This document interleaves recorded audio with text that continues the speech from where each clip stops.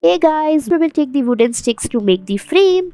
Apply the green color clay all around it like this. Apply the sellotape and then put the green color clay to make the grasses. Make the mushrooms like this and it's ready. Next we will take the orange color clay and make the flowers out of it like this.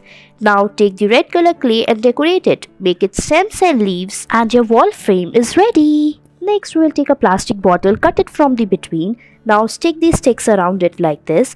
Fill it using the clay. Now put the dry sticks on the green color clay like this. Now take a pink color balls of clay and make the designs on it and make the flowers out of it. Now stick it on the dry stems and your flower vase is ready. Next take a white sheet, cut the circles out of it after coloring. Now stick the earbuds on it. Now put a straw in between.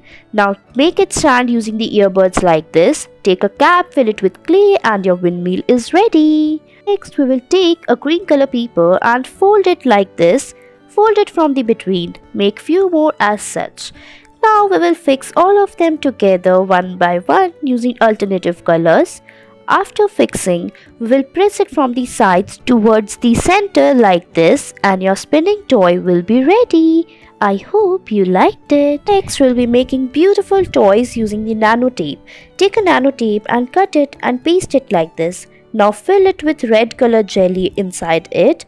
Now we will stick it from the sides, cut it. Now we will make the leaves, cut it out and stick it on the toy like this and your cute toy is ready. I hope you liked it. Next we will take the nano tape and fill the pink color jelly inside it. Tie it from both the sides. We are making cute toffees and it's ready.